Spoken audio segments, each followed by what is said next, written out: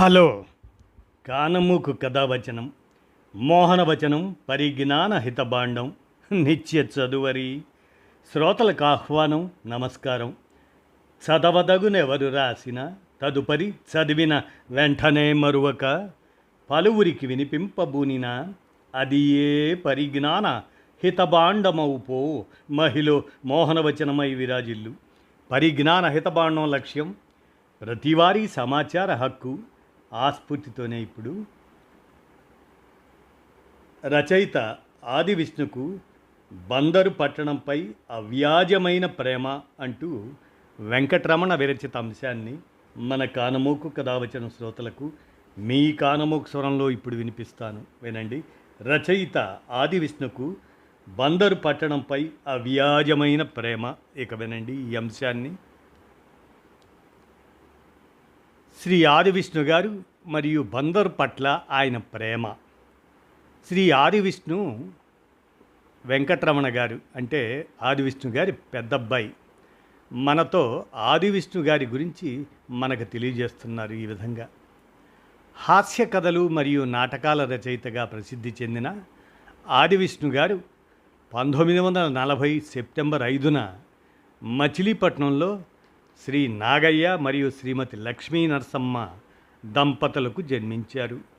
ఆయన వినాయక చవితి రోజున జన్మించినందున ఆయనకు విఘ్నేశ్వరరావు అనే పేరు పెట్టారు. అయితే తరువాత ఆయన తన కలం పేరు మరియు ఇంటి పేరు అయిన ఆది విష్ణుతో ప్రసిద్ధి చెందారు. ఆయనకు 4 అక్కా చెల్లెళ్ళు మరియు ఒక అన్నయ్య ఉన్నారు. ఆయన అన్నయ్య కేంద్ర ఎక్సైజ్ శాఖలో కలెక్టర్ హోదాలో ఉద్యోగ విరమణ చేశారు. ప్రస్తుతం ఆ పదవిని కమిషనర్ అని పిలుస్తున్నట్టున్నారు. ఆది విష్ణు గారు 16 ఏళ్ల వయసులోనే రచనలు ప్రారంభించారు. ప్రారంభ దశలో ఆయన కథలను పత్రికలు తిరస్కరించాయి. అయినప్పటికీ ఆయన పట్టుదల తగ్గలేదు. చివరకు ఆయన 16 ఏళ్ల వయసులో ఉన్నప్పుడు ఒక చిన్నారుల పత్రికలో ఆయన తొలి కథ ప్రచురితమైంది. ఆయన హిందూ కళాశాలలో బీకాం విద్యను అభ్యసించారు. కళాశాల దశలోనే ఆయన రాసిన అనేక కథలు ప్రముఖ పత్రికల్లో ప్రచురితమై చిన్న వయసులోనే ప్రతిభావంతుడైన రచయితగా గుర్తింపు తెచ్చిపెట్టాయి ఆ కథలు.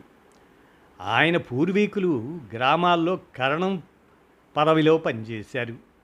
ఆ కాలంలో కరణాలు విద్యావంతులు మరియు అక్షరాస్యులు కావటం వల్ల పోస్టాఫీసుల్లో పనిచేసి లేఖలు చదవటం, రాయటం, సహాయం చేయటం వంటి పనులు చేసేవారు. ఈ సంప్రదాయాన్ని అనుసరించి ఆయన తండ్రి కూడా పోస్టల్ శాఖలో పనిచేశారు. ఆది విష్ణు గారి కథలు పత్రికల్లో ప్రచురితమైనప్పుడల్లా పారితోషికం మనీ ఆర్డర్ రూపంలో వచ్చేది. ఆయన తండ్రి ఆ మనీ ఆర్డర్ను ఆయన స్నేహితులు మరియు సహాధ్యాయుల సమక్షంలో స్వయంగా అందించేవారు. వారి నాన్నగారికి ఇది ఎంతో గొప్పగా అనిపించేది. అది శ్రీ ఆది విష్ణు గారి ప్రతిష్ట వారి స్నేహితుల ముందు పెంచేది.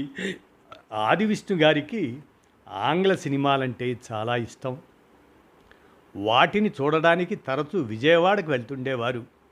తిరిగి మచిలీపట్నానికి చేరుకునే సమయానికి సాధారణంగా అర్ధరాత్రి అవుతుండేది. మాచవరంలోని ఆది విష్ణు భవన్ అనే తన ఇంటికి చేరుకోవడానికి ఒక శ్మశాన వాటిక దాటాల్సి వచ్చేది. రాత్రి వేళల్లో అది ఆయన భయాన్ని కలిగించేది. ఆ భయాన్ని పోగొట్టుకోవడానికి ఆయన జేబులో బొమ్మ జేజేలా బొమ్మ అనే పాటను గట్టిగా పాడుకుంటూ వెళ్ళేవారు. ఈ పాటను రేలంగి వెంకటరామయ్య గారు ఓ సినిమాలో పాడారు.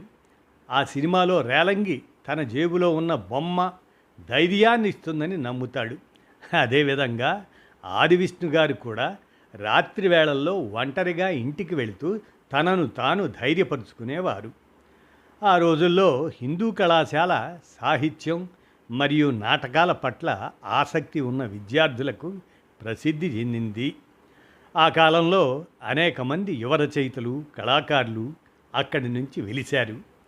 ఆది విష్ణు గారి జూనియర్లలో శ్రీ ఎర్రంశెట్టి సాయి, చందు సోంబాబు, గంటి వెంకటరమణ, శేషులత తదితరులు ఉన్నారు.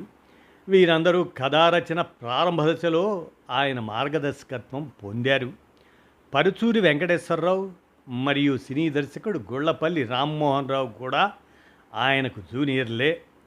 అందుబాటులో ఉన్న సమాచారం ప్రకారం నటుడు చంద్రమోహన్ కూడా తన పాఠశాల దశలో అక్కడే చదివారు. ఆది విష్ణు గారికి మచిలీపట్నం పట్ల అపారమైన ప్రేమ ఉండేది. అయితే ఆ ఊరిని బందరు అని పిలవడానికి ఆయన ఇష్టపడేవారు.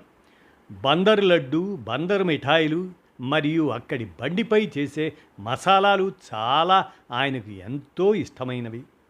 మచిలీపట్నంలో విద్య పూర్తి చేసుకున్న తర్వాత ఆది విష్ణు గారు ఆంధ్రప్రదేశ్ రాష్ట్ర రోడ్డు రవాణా సంస్థ అదే ఏపీఎస్ఆర్టీసీలో ఉద్యోగంలో చేరారు. తర్వాత ఆయన హైదరాబాదుకు బదిలీ అయ్యారు. అయితే ఆయనకు బందరు ఆ ఊరి జ్ఞాపకాలు బాగా బాధించేవి. తన ప్రియమైన ఊరిని వదిలి వచ్చిన తరువాత ఆయనకు బందరు పైన చాలా బెంగ ఉండేది. ఆ బాధను తగ్గించుకోవడానికి తెల్లవారుజామున బస్టాండ్కి వెళ్ళి బందరు నుంచి వచ్చే బస్సులను తాకేవారు. అలా చేయడం ద్వారా తన ఊరిని మళ్ళీ కలిసిన భావన కలిగేదని ఆయన భావించేవారు. ప్రారంభంలో ఆది విష్ణు గారు గంభీరమైన భావోద్వేగ కథలు రాసిన తరువాత ఆయనకు హాస్యరచనలపై ప్రత్యేక ఆసక్తి పెరిగింది. ముఖ్యంగా నాటకాలు మరియు సినిమాల రంగాల్లో ఆయన హాస్యరచయితగా ప్రత్యేక గుర్తింపు పొందారు. ఆయన సాహిత్య జీవిత ప్రారంభ దశలో శ్రీ సింగరాజు రామచంద్రమూర్తి గారు ఆయనకు మార్గదర్శకుడిగా నిలిచారు. యాదృచ్ఛికంగా రామచంద్రమూర్తి గారు ప్రముఖ సినీ దర్శకుడు కె విశ్వనాథ్ గారి బంధువే. ఆది విష్ణు గారు మరియు సింగరాజు రామచంద్రమూర్తి గారు తరచుగా బందరు మున్సిపల్ పార్కులో బెంచీలపై కూర్చొని యువ రచయితలతో సమయం గడిపేవారు. వారికి సూచనలు, ప్రేరణ అందిస్తూ రచనా రంగంలో ఎదగడానికి సహాయం చేసేవారు. ఆది విష్ణు గారు 1972లో వచ్చిన బాలమిత్రుల కథ ఆ సినిమాతో సినీ రంగంలో రచయితగా ప్రవేశించారు. తరువాత కన్యవయసు, నిజరూపాలు, ఇదాలోకం, పూర్ణమ్మ కథ, సిరిమల్లె నవ్వింది ఇటువంటి అనేక చిత్రాలకు రచనలు అందించారు. జంధ్యాల ఆయన కళాశాల దశ నుంచే ఆది విష్ణు గారికి పరిచయం. జంధ్యాల గారు అనేక సందర్భాల్లో నాటక రచనపై తన ఆసక్తికి ఆది విష్ణు గారే ప్రధాన ప్రేరణ అని బహిరంగంగా పేర్కొన్నారు. ఇద్దరూ ఆత్మీయ మిత్రులుగా ఉండి అహనా పెళ్ళంట, వివాహ భోజనంబు, జయమ్ము నిశ్చయమ్మురా, హాయ్ హాయ్ నాయక, ప్రేమ జిందాబాద్ ఇటువంటి అనేక హాస్య చిత్రాలకు కలిసి పనిచేశారు. బందరు పట్ల ఆది విష్ణు గారికి ఉన్న ప్రేమ గురించి జంధ్యాల గారికి బాగా తెలుసు. ఆ భావాన్ని ప్రతిబింబిస్తూ ష్ గప్చిప్ సినిమాలో కోట శ్రీనివాసరావు గారికి ఒక ప్రత్యేక పాత్రను రూపొందించారు. ఆ సినిమాలో కోట శ్రీనివాసరావు గారు పోలీస్ అధికారిగా నటిస్తూ మీది బందరా అని తరచూ అడుగుతుంటారు. వారు బందరువారేనని తెలిసినప్పుడు తప్పులు చేసినా ఊరిపై ప్రేమతో వారిని వదిలేస్తుంటారు. ఆది విష్ణు గారు దాదాపు 40 సినిమాలకు రచనలు అందించారు. మరో 40 సినిమాలకు హాస్య సన్నివేశాలు కూడా రాశారు. ఆయన కేవలం ప్రతిభావంతుడైన హాస్య రచయిత మాత్రమే కాకుండా చమత్కార ప్రసంగాలతో ప్రసిద్ధి చెందిన అద్భుత వక్త కూడా. హైదరాబాదులోని అనేక సాంస్కృతిక సంస్థలు ఆయన్ను హాస్య ప్రసంగాల కోసం తరచూ ఆహ్వానించేవి. ఆయన ప్రసంగం తర్వాత మిగతా ప్రసంగాలు ప్రేక్షకులకు నిరుత్సాహకరంగా అనిపిస్తాయనే భావనతో ప్రముఖ వక్తలు కూడా ఆయన ప్రసంగాన్ని కార్యక్రమం చివరిలో పెట్టాలని నిర్వాహకుల్ని కోరేవారు.